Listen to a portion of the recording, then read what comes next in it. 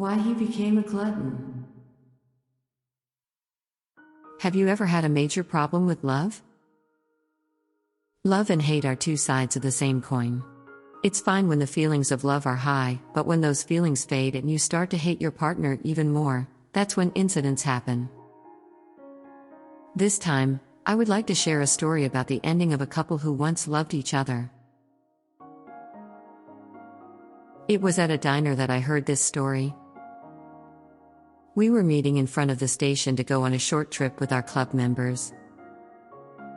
I think it was because one of the members had bought a new car with his parents' money. However, Yasuo and I were the only two who actually showed up on time. Unlike the other members of the group, he and I lived close to the meeting place, so we were able to get there quickly, but the rest of the group was supposed to come by car, but unfortunately got caught in a traffic jam and were told it would take a while to get here. We had no choice but to kill time at a nearby diner. Yasuo was a newcomer to the club and I had never talked to him before. I was a little nervous inside, but he was as easy to talk to and friendly as I had heard, and I felt at ease right away. We got to know each other on the spot and had a lot of fun talking about trivial things, and after killing half an hour or so, we called the members who hadn't arrived yet, but they replied that it would be another hour or two due to heavy traffic. We decided to have something light to eat since we were hungry, so we started to order from a waiter who was nearby. But the items Yasuo asked for were far more than I had imagined, enough to fill 4 or 5 people's stomachs. "Hey, can you eat this much at one time by yourself?" I asked Yasuo, and he replied with a smile on his teeth. "I'm a big eater, so I can handle this much." I felt uncomfortable when I saw in his mouth, because the roots of his teeth were blackened. Oh, cigarette stains or cavities? It's dirty. As I was thinking this, the dishes we had ordered started to appear on the table one after another, and he started to eat them one after another with gusto. I watched in amazement as he ate his way through the food, but then I started to wonder how he could keep his body so thin. So I asked him, "How can you eat so much and not gain weight? Are you hard to gain weight?" He replied, "I used to not eat so much. One thing led to another." He then looked at me as if he wanted to say something. "Okay. Let's hear it then." I was a little curious and wanted to hear what he had to say. This is not the right place to talk about it. He paused and looked around, then began to speak. "I'll tell you, since we're the only ones here." Yasuo said, "I used to be a pretty small eater. It's not that I didn't eat at all, but 2 slices of bread, 2 meals a day, was enough." The reason he changed was because he broke up with his ex-girlfriend. His ex-girlfriend's name was Yumiko. She had beautiful long black hair, liked to wear chic clothes, was quiet but had a very cute smile on her face. At first, he was really happy to be dating her, but she sent him dozens of mails a day, and if he didn't reply to them, she blamed him. He was getting more and more annoyed with her.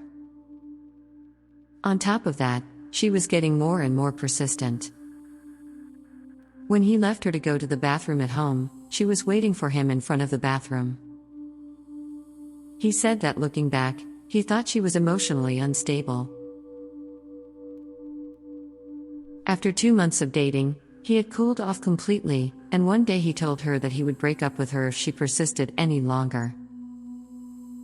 Then she said, "No, definitely not." She stubbornly refused to part with him. After that, he had no choice but to deliberately push her away so that her heart would leave him.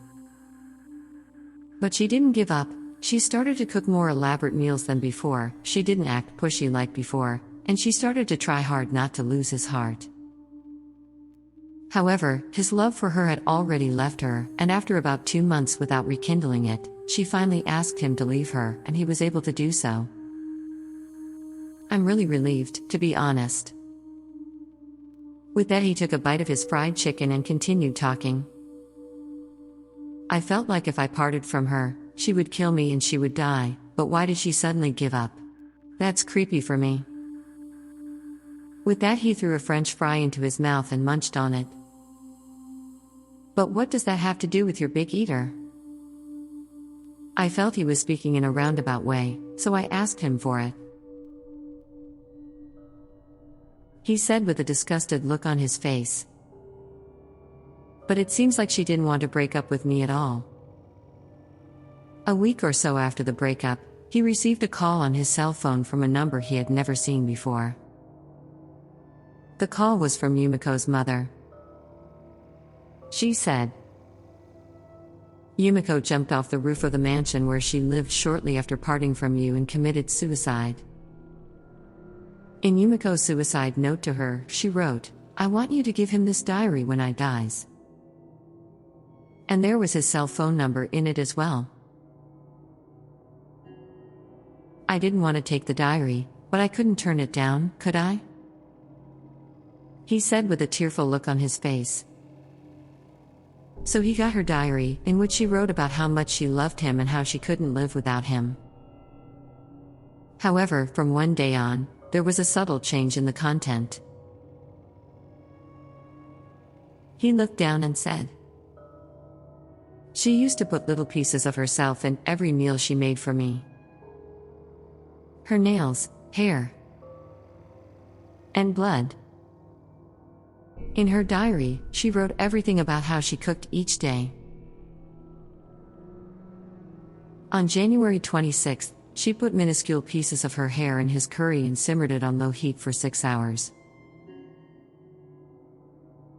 On January 27th, she soaked his steak in her blood for 2 hours and then grilled it. And so on. That was from the day he told her he wanted to break up with her. On the page she wrote on her dying day, Now we're finally together. I was an idiot. I noticed the change in her hair, the length of her nails, the taste of the food she cooked, but I didn't pay attention to it because the food itself was more sumptuous than before. With that, he turned his face down and remained still.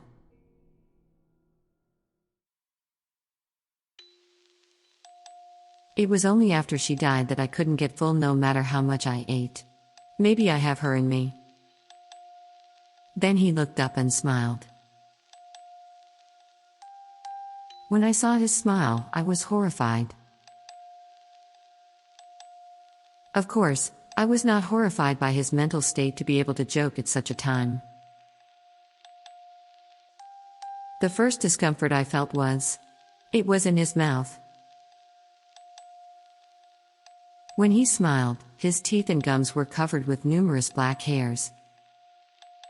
They weren't cavities, they weren't cigarette smudges, they were probably human hair. After that, I couldn't look directly at his face anymore, and I just kept looking out and talking to him, hoping that my friend would come soon.